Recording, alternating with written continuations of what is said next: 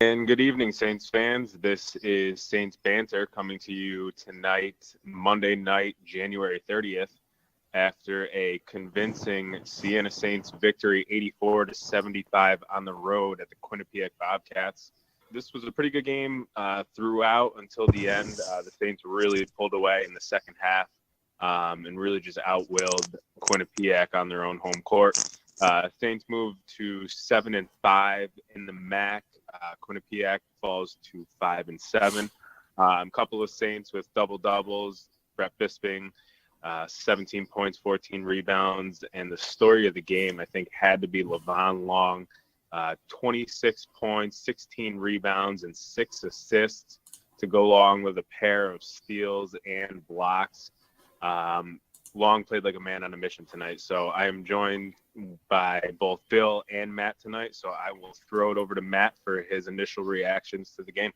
Yeah, so Long played 40 minutes. That's impressive unto itself. But I think you didn't talk about Javion Oganyemi, 12 of 14, 25 points, only 4 rebounds, which is pretty astonishing. But I mean, he was the third wheel that got you through this game with Marquise suffering on 3 of 14, shooting only 6 points. Bill, what are your thoughts? I think you got to go with J.O. He had 3 fouls in the first half, able to stick in there the whole game. Yeah, good point. Finished with 25 points. I mean, that's probably why his rebounds were down a little bit. He only had 1 block shot. With 3 fouls in the first half to finish out the game without fouling out, that's pretty impressive in my eyes. Obviously, Levon Long, 12 of 14. Phenomenal game. Yeah, 12 of 14 shooting. And obviously, Levon Long, can't say enough about that guy tonight. You know, it seems like whenever we play a lower tier team, not one of the top 2, he goes off. I wish we could get one of these performances against an Iona or a Monmouth. Yeah, absolutely. I mean, J.O. had a great game. Like you said, the field goal percentage was unbelievable.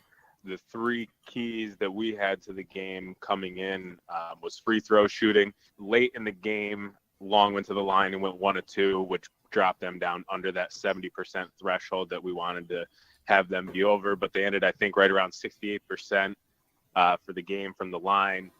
So the free throw shooting was definitely better. Coming into this game, it was Siena minus 1.5. So we definitely thought that, free throw shooting and missed opportunities from the line could play a big part in the end result of this game.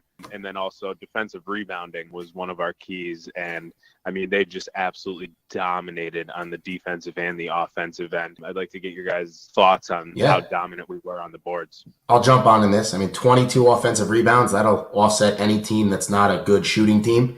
You can rebound 22 offensive boards. Yeah, and you got one here in Siena. Yeah, I mean, you're obviously going to be able to hide your shooting percentage. So I give kudos to the 22 offensive rebounds. I look at one stat that jumps out. We kind of said Marquise had an off shooting night with a 3 of 14, but he also jumped in at 6 total rebounds. You had Kadeem Smitten as a guard rebounding 5 off for us, and you had Shivers rebounding 4 off the bench. So I mean, our guards obviously got in there and mixed it up too. It wasn't just the bigs. Obviously, you had your 14 boards from Bisping and your 16 out of Long, but you had your guards actually mix it up with some rebounds, which I thought was a very important key to the game. Yeah, that's interesting. I kind of like my guards to mix it up with scoring. I'm looking at Mikey Dixon, a freshman, 19 points and 7 of 12 shooting. Peter Kiss, another freshman, 19 points, 7 of 13 shooting. I mean, those are freshman guards putting up those numbers. I'm looking at our guards tonight. Smitten, 1 of 3 for 2 points. Wright, 3 of 14 for 6 points. Shivers, 25 minutes, 0 of 2. I mean, that's just not going to get it done when you play the big dogs in the conference. Our guard play is below average at best, and it took a Herculean effort here from Oganyemi and Long just to get by on the road against a lower tier team. So pretty alarming stuff. I know Khalil Richard injured his ankle, I guess, against Iona, and he was out. But boy, our guard play is pretty sad. Oh yeah, I mean we definitely our guards definitely struggle. I think Richard. Not there with the scoring definitely hurts our guards' performance. I mean, I look at Quinnipiac. One thing that impresses me about those 2 freshman guards, they're both 4 of 4 from the line, so they hit their free throws. That definitely helps with the points. Our guards, other than Smitten, really kind of struggle from the line. We say it's an Achilles heel all the time. Keese likes to drive in with those bigs. 9 times out of 10, he doesn't hit the layup, and now this season it seems like he doesn't hit his free throw. So I think that struggles into it. But it's been a season-long struggle. I mean, he's a better shooter than he's been showing. At least the first 3 years here he has been. So maybe he turns it around. Hopefully he turns it on. We could definitely use him down the stretch, especially scoring. Yeah, and I was going to say, too, I mean, you bring up a good point, Lo, about the Quinnipiac freshman guards. It is not going to be fun playing against those two for the next 3 years in the MAC.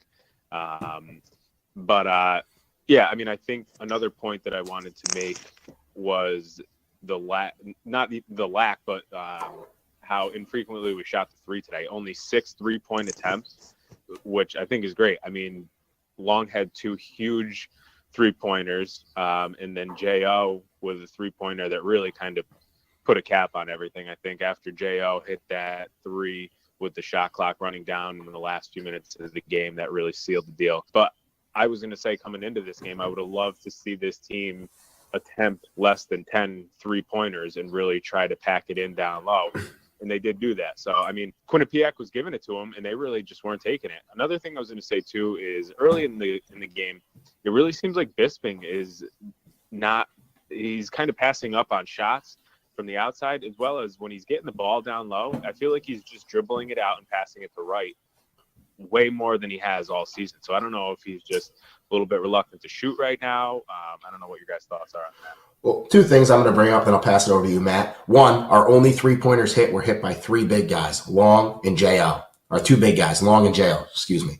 Yeah. As far as Bisping goes, I feel like Siena's goal right now is to work the shot clock, limit possessions, work for the best shot. Right now, that's a 2-pointer. We seem to not be able to hit anything from 13 feet out, but we're pretty good from 13 feet in.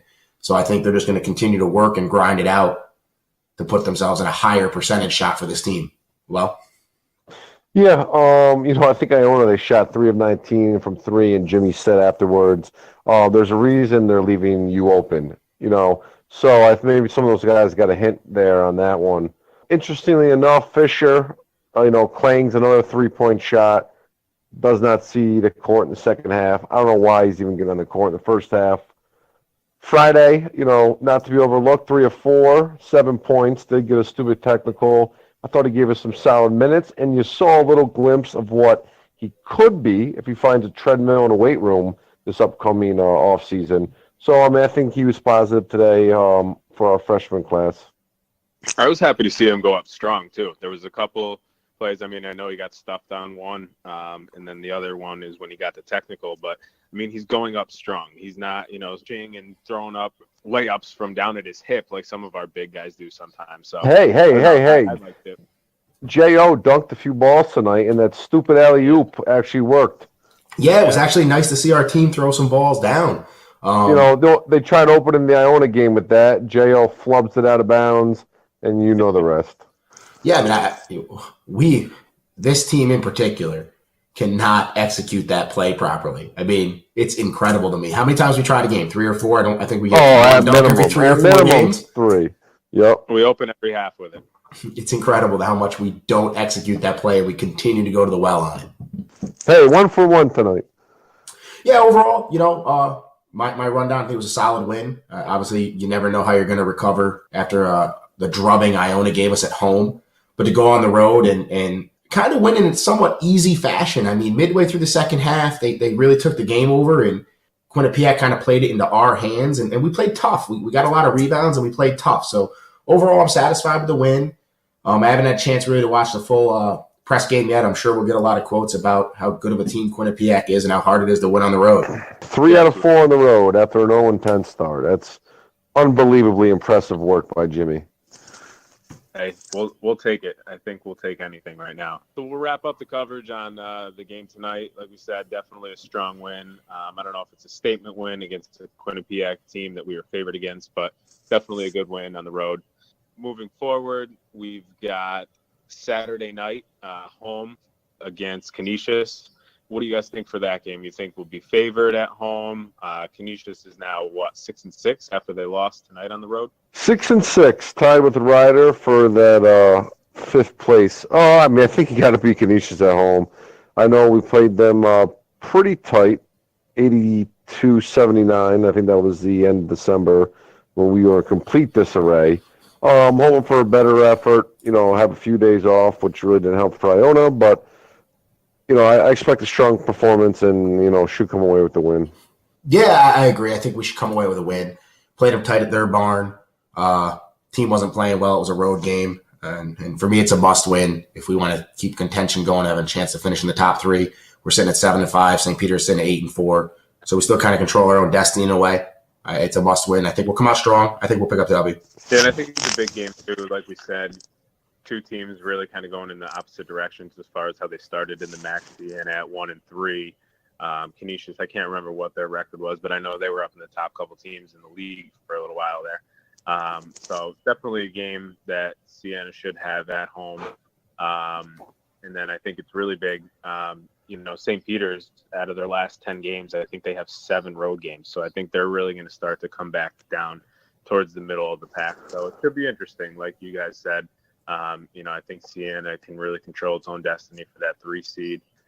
And then on to Tuesday, back on the road down in New Rochelle against Iona. Your guys' expectations for that one? It's always tough playing at Iona Junior College. They have a great facility and all, but I just want a competitive game.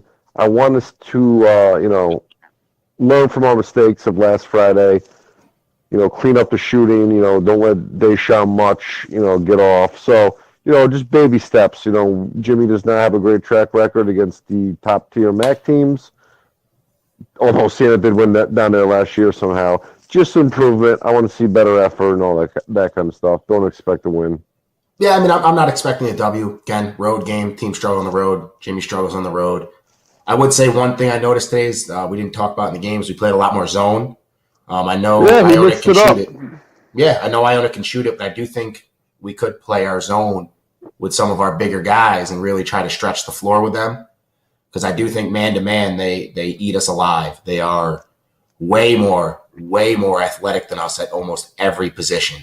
So I think we need to... Probably should have had the full court press out next Tuesday. Yeah. So I think we definitely need to come up with a way to slow down the athleticism of Iona. So I definitely like to see us maybe come out in a zone, kind of mix things up. And like Lo said, I definitely like to see some baby steps and at least some strides, maybe play our game against the team, not get blown out. Keep it close. That would be a win for me. Matt, that you were saying that Jimmy's track record against the top of the MAC is so good.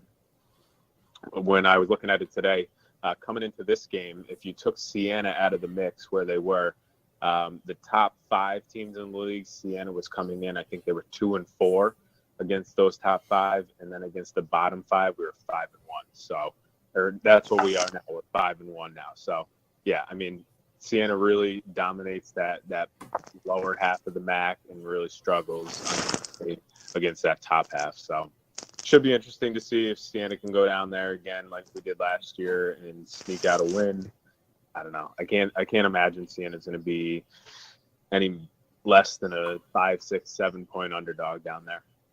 Hey, by the way, what you just said right there is the recipe of a 500 coach who keeps his job for 10 years. Yeah, absolutely. Other than that, taking a look around the MAC tonight, we had Monmouth played at Marist. Monmouth went into this one a big favorite, I think 12 to 13 point favorite. They were actually down in the second half for a little while till about, I think, 15 or 16 minute mark. And then they really started to pull away. They win this one 83 to 71. Robinson went off for 24 points, 6 rebounds and 3 assists. In the game, he becomes the leading Division I scorer in Monmouth basketball history. And boy, a big history, I'm sure, in that program. Who's a bigger celebrity, Justin Robertson or Hogan in the Super Bowl right now? Oh, definitely Hogan. I think King Rice. King Rice, there you go. Not even on the ballot.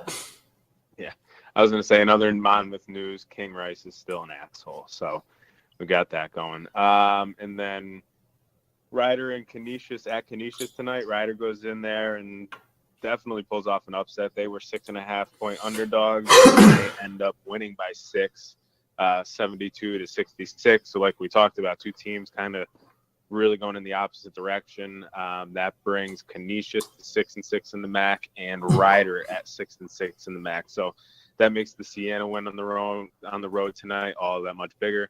And what do you guys have? Anything about that game? I don't really have anything about the other games around the MAC, as obviously I didn't pay attention to them today. All right. However, I do have a couple things I would like to discuss. One, we do have a new recruit on board. We are definitely trolling a UAlbany recruit right now in Skylar Nash. Does anybody take a chance to look at the video?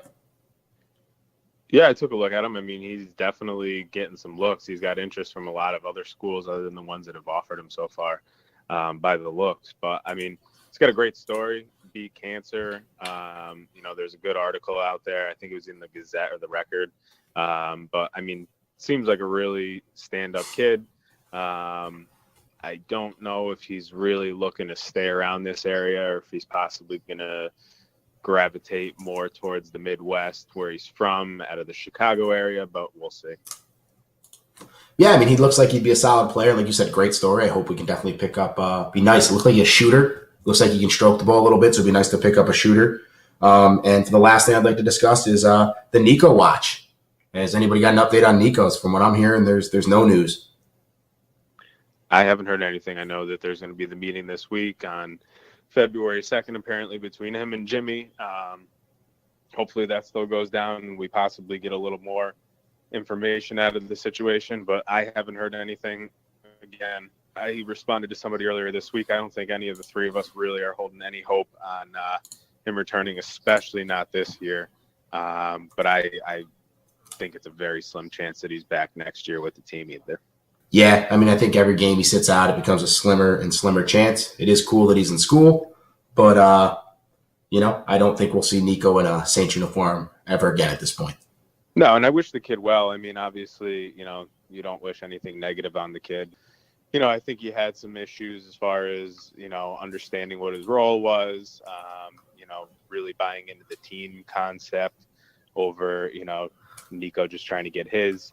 And I think he definitely, rubbed some of the seniors the wrong way. And, definitely showed on the court. It affected some of the other players, games. And Nico definitely wasn't himself this year. So I think all in all, for this year, it's definitely for the better. Not having him next year will definitely suck. It is what it is. If he can't figure out what his role is going to be on the team, then, I think it's just better to cut the cord and move on. I agree. I think wish him the best, and I think this will be the last we see him in a Saints uniform. So that wraps up tonight's recap. Again, Siena with a good road win at Quinnipiac, 84-75. Huge games from Levon Long, Javion Oganyemi, and Bisping with a solid 17-14. Next Saints games, we got Canisius at home on Saturday, Iona on the road the following Tuesday. Saints sit at 7-5 and moved back into fourth place in the MAC. So we've got our weekly show coming up. So again, kind of the format, we would like to do one weekly show that'll be kind of around 30-40 minutes. And then these are kind of our post-game recaps that we want to do after each Siena game, win or loss. So this week we hope to have a show podcast that will be available either Thursday or Friday like we had it last week. A couple of the things that we're planning on doing for this week's show, we, in the spirit of WWE having their Royal Rumble last night, the three of us are each going to do our own Siena Royal Rumble. And that's going to consist of all of the players on the team as well as the coaches. And who knows, maybe even the basketball managers might get involved. So we're going to have that this week for you. And again, we're going to dive into some of the recruits, obviously some of the ones who have already committed for next year, and then also talk about some of the other 2017 offers that are out there and some of the 2018 recruits and commits. So we'll dive into some of those recruits. And then, again, just kind of overall Siena, the program, talk about that, and then go from there. So we hope to have that show like we available to you guys this week on Thursday or Friday. We've been getting a great reaction on Twitter to our new handle. If you want to connect with us and follow us at Saints Banter on Twitter. And then any questions, comments that you guys have for us or, suggested topics that you have for the podcast, you can reach us via email. We're at saints.banter@gmail.com.